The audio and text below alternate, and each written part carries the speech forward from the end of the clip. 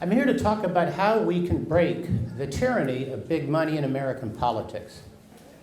And break it we must, because this money is destroying our country. Our plan to overcome it is called voter-owned elections.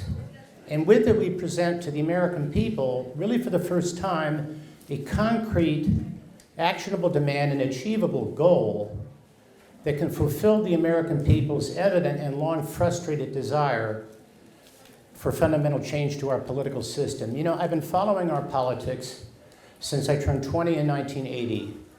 I've never been more frightened for our country's future. I know that many of my fellow Americans feel the same way, and yet I've also never been more confident that the moment has finally come when we can transform rather than this political system, rather than just nibbling around the margins and tinkering with it. And I say this because I think that things had to get this bad before we could really rally Americans of all political stripes and all social classes to take our country back. I think that, you know, the cost of campaigns had to spiral this high. The swamp in Washington had to get this deep and this smelly. The partisan anger had to run this hot. The system had to break down. And it has. And we, the people, are not fools. We have been saying for years, this isn't working. This isn't funny anymore. And again, we gave our votes to candidates who promised fundamental systemic change in the vaguest of terms. Hope and change, drain the swamp, our revolution even. But the candidates never had a plan for change, and change never came. Why was there no plan for change? Because what needs changing above all is big money in politics, how candidates pay for their expensive campaigns. Candidates, by definition, can't fight the money. They have to spend too much time raising it, and this is not their fault, and I do not mean this to disparage anyone in elective office. They are victims of this system every bit as much as you and I. They're probably even more frustrated than we are. Voter-owned elections is really the first it is the achievable goal, the concrete plan for change that has been missing all these years to rally the American people. And we think it's the best plan to present to the American people because you can summarize it in a soundbite, because it's common sense, and because Democrats and Republicans can and do support it.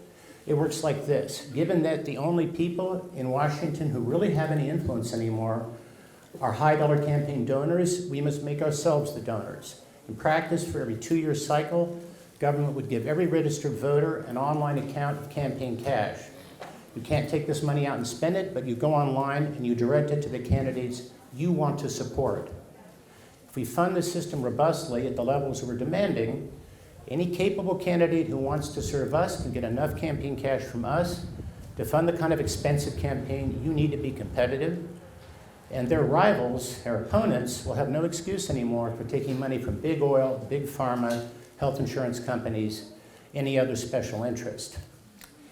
It's common sense. As I said, whoever pays the piper calls the tune. We've heard that all the time. Well, if we want to call the tune in Washington, we are going to have to pay that piper. We're going to have to pay those election campaigns, even as we may resent having to do so. And perhaps best of all about this approach is the way that it directly empowers each and every American voter. It literally places the coin of political influence in each voter's hands. And right now, I think as we all know, the American people need as much sense of empowerment as they can get. All too many Americans feel so discouraged, so powerless in our political system that they have turned out politics entirely. I said earlier that we have found cross-partisan support for this. Olivia and I, in our efforts in these recent years, we have found outrage, sky-high outrage at the role of big money in politics among Americans and among New Hampshire voters, left, right, and center. We have found robust cross-partisan support for reform in general and for this reform in particular.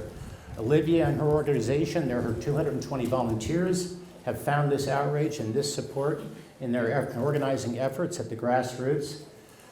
In over 45 radio and TV interviews in the last year alone, I have had on outlets running from the far left to the hard right, I've gotten an almost uniformly enthusiastic response across the board. I don't care where you are politically, most Americans are fed up with having a government that is for sale to campaign donors.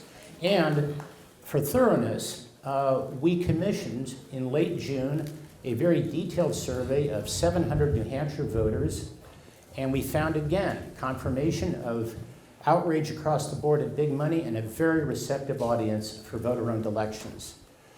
But this bipartisan support should surprise no one, because first of all, the problem is 100% bipartisan. Both parties are up to their necks in the money. Both parties have been crippled by the money chase.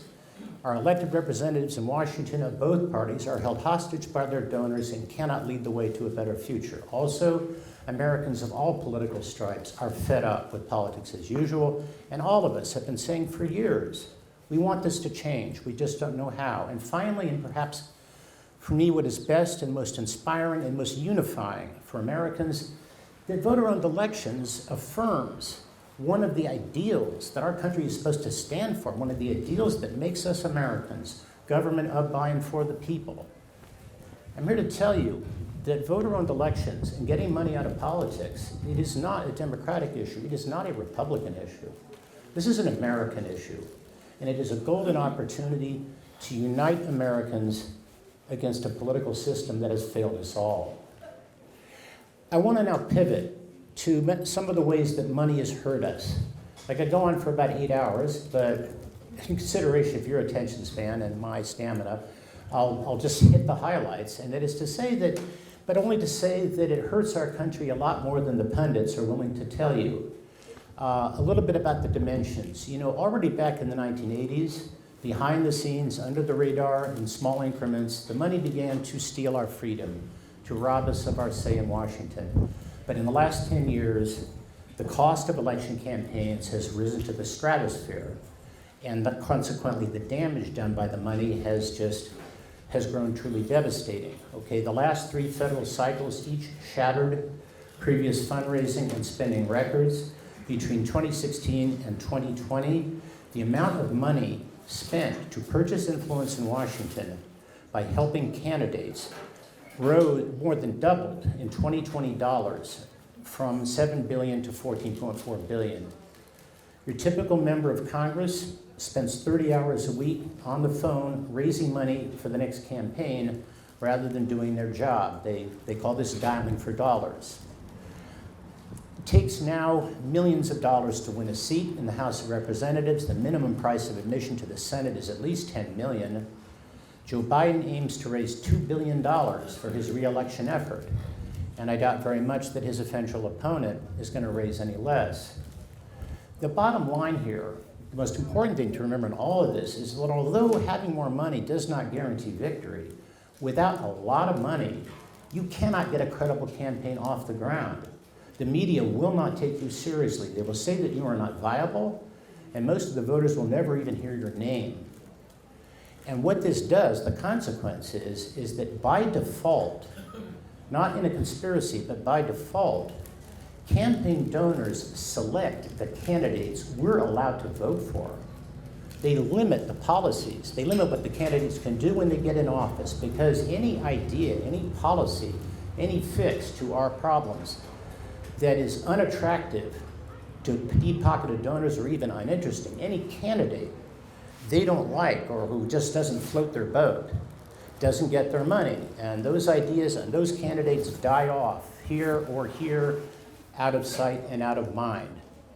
And as the hunger for campaign cash grows ever more desperate, as it has, ever more ravenous, the pool of potential candidates goes smaller and smaller and smaller. And the range of possible answers to our many problems and our challenges and our opportunities goes narrower and narrower and narrower until it's a slit so narrow we can't even see a future. Money in politics has broken the political system. It has stolen our voice in our own government. Big money comes in, bad policy comes out. Our national government is almost paralyzed by interest group gridlock. For every good idea any American has, for a better future, there will be a group of donors to block it. Worst of all, money has set Americans at each other's throats in a politics of divide and conquer.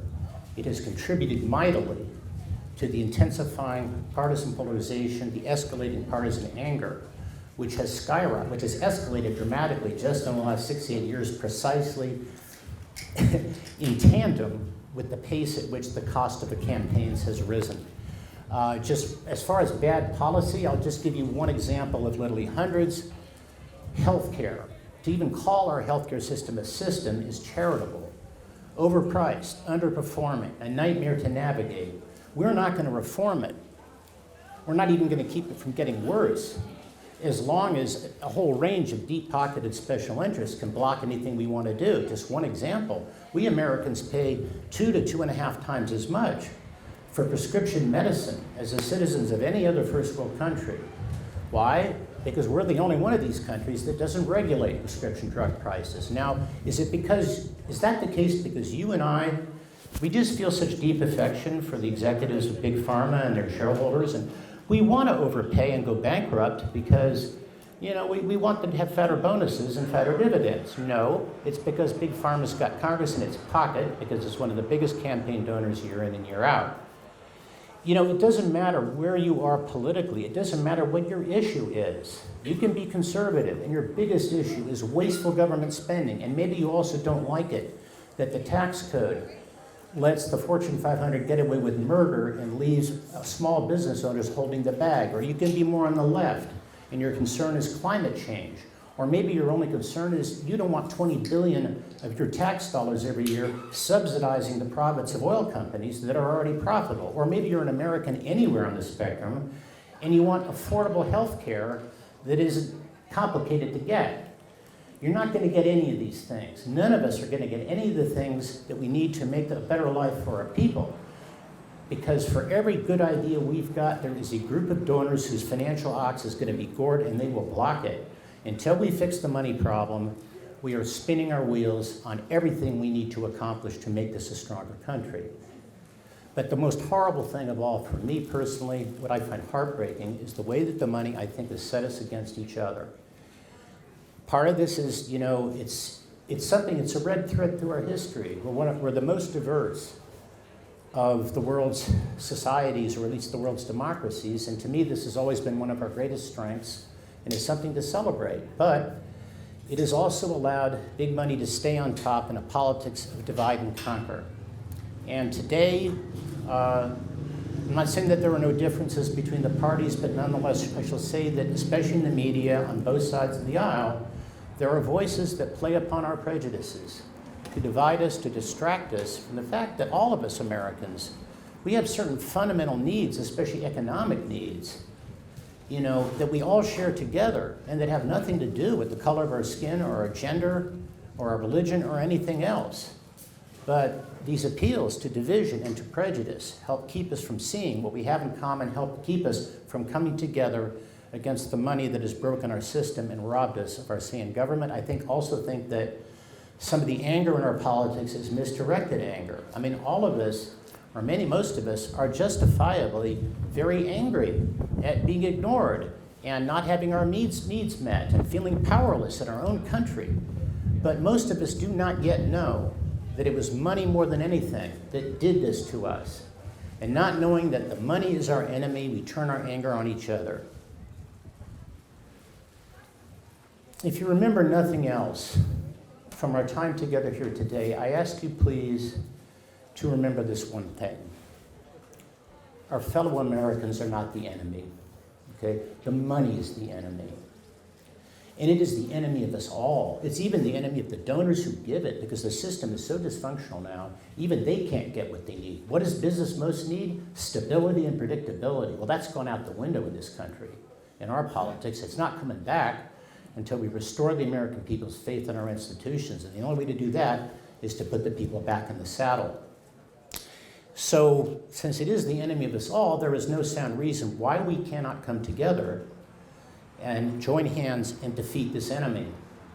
How, in practical terms, do we propose to go about it? How do we get to a voter-owned election system at the federal level? Well, we're not going to get a whole lot of help from Washington, at least not in the early stages, because, and it's not the fault of our elected representatives, but realistically they are trapped in their dependence on their donors. They cannot lead on this issue. So we, the people, have to stand up. We have to stand up and demand voter-owned elections. We have to demand an end to government for sale. We have to demand this loudly. We have to demand it in massive numbers on both sides of the aisle. And so how do we get there? How do we get the word out? And more importantly, how do we give Americans hope? How do we overcome the pessimism that so many Americans feel, the skepticism, the feeling that the system is so broken it can never be fixed? Because everyone who works in the reform world will tell you that's the biggest obstacle to making change happen. You know, my allies and I have a few irons in the fire, but for the next 5 months, New Hampshire presents a special opportunity. As you know, every 4 years, the eyes of the nation are on New Hampshire. And I imagine this can be at times annoying, but in this particular case, it can be useful. What do we want? We want New Hampshire voters to tell presidential primary candidates, to tell the media, I've had enough with my government being for sale to campaign donors. I want my country back. I want voter-owned elections. If enough New Hampshire voters say this, the candidates can't run away from it anymore, as they do whenever they can. The national media have to talk about it. Then we're on the national agenda in a presidential election year. Then we're in a whole new ballgame. Now, how many voters are we going to need in New Hampshire to make this happen? I'm willing to concede that reaching this critical mass by January of next year could be a stretch. But on the other hand, reaching it by late 2027, that's another matter entirely, maybe not a stretch at all. If you'd like to help, if you agree with what we're doing, here's how I would ask you to consider, if you can afford to make a donation, to go to the website of Open Democracy. There is a donate button on my website. I've distributed my card that tells you how to get to my website, but for the moment I can afford to fund my own efforts. I'd rather you give to them. But frankly, what we can get from you, especially you folks here, is far more important and useful than money. It's validation. It's the validation, you know, the stamp of approval that highly informed, engaged citizens like yourselves can confer upon our efforts. I mean, I go on radio, I go on TV, I make my best case, but the people in my audience don't know me from Adam. But anyone that you share, say, if you go to my website, there are videos, there are links to my media interviews, there's FAQs. If you share any of that information, people you share that with know you, they respect you, they trust you. And so our message coming from you with those people is going to be 100 times more powerful than it will ever be coming from me. So don't think you can't move the ball down the field. You can. And this doesn't have to take you more than 10 or 15 minutes a week if you have a mind to do it. Every American contributed this way, but you folks in New Hampshire have the biggest bang for the buck, and you can really move the needle, I think. I want to conclude, you know, by making the case that we're going to win this fight. I mean, I've always been very confident that we can make this happen, in part because the country just can't go on like we're doing. It's unsustainable. Something's got to give, and this is the best way out. But there are more reasons, and some of them I've already shared with you. I think one reason for my faith in victory is that the American people are more than ready for fundamental change. We've been clamoring for change for years, but no one ever offered us a concrete path to change, because what needed change was money, and by definition, the candidates can't lead on that. Moreover, the idea itself, voter-owned elections, we think it's a political winner. You summarize it in a soundbite, make the voters the donors. It's common sense. You want to call the tune, then you got to pay the piper. Americans of all political stripes can and do support it, and maybe best of all, it directly empowers individual voters. It can give a measure of hope, the feeling of agency, to a discouraged people. But there's another, finally, I guess, reason why I have felt that we can make this happen, and kind of what led me into this. You know, I used to teach history at the college level. My field is German history. I taught world history as well.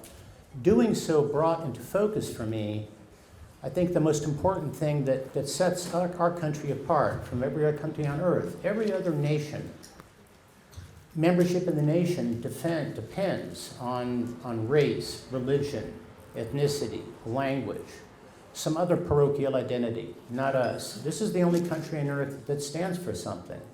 It stands for ideals. You know, individual freedom, equality of opportunity, government by the people. We are, whether we like it or not, a nation of idealists. Our ideals make us Americans. No matter how often we fall short of our ideals, and we've done that a lot. You know, we're not a race of supermen, we're human.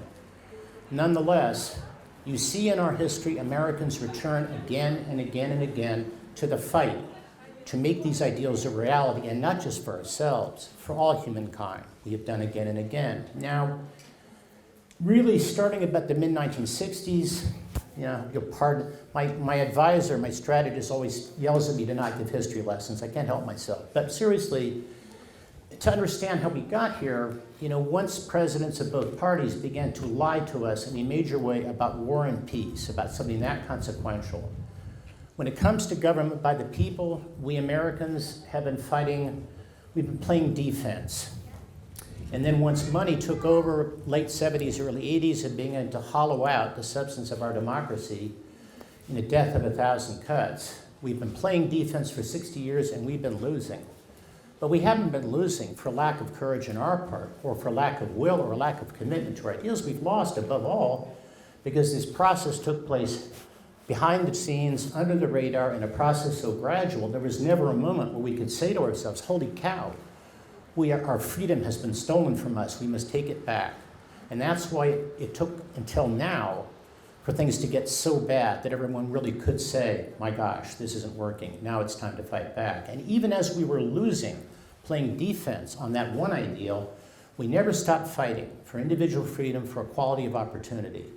And in that regard, although an enormous amount of work remains to be done, look at the victories we've notched. Just look at the women around you in this audience. Consider the 2 female candidates for governor who will follow me at this microphone. Look at what they've done in their lives, and compare that to a woman's chances and choices 60 years ago. Racial injustice, there is still plenty. We have a lot of work to do on that front. But on the other hand, let us not forget that 60 years ago, before the first civil rights law, white-owned businesses in our country had 1 or 2 policies regarding hiring black people. The most common probably was just, we don't hire black people. And the other was, well, we hire black people, but only as janitors and other menial and low-paying roles.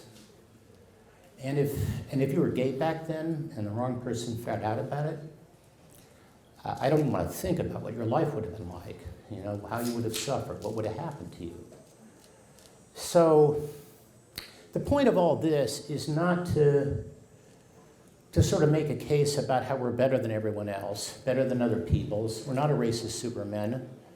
I personally, if I'm to make a full confession, having lived in Germany and traveled the world, I personally think the American people are the greatest thing since sliced bread, but that's a subjective judgment. Whether you think we're better or not, we sure are different. We are different in our capacity for idealism, which is unique. As an historian, I can tell you the kind of idealism that Americans demonstrated in the Civil War and World War II, in the Civil Rights Movement, you'll find no parallel to it in the history of every other country. And this potential for idealism can be our salvation if only we have the courage to embrace it and live up to it. Okay, our ideals make us Americans.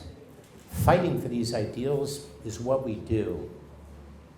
And so I say to you, my fellow Americans, in conclusion, this fight may not be easy, but at least it is simple. As I see it, all we really need to do is to remember who we are and what our country stands for. But thank you very much for listening.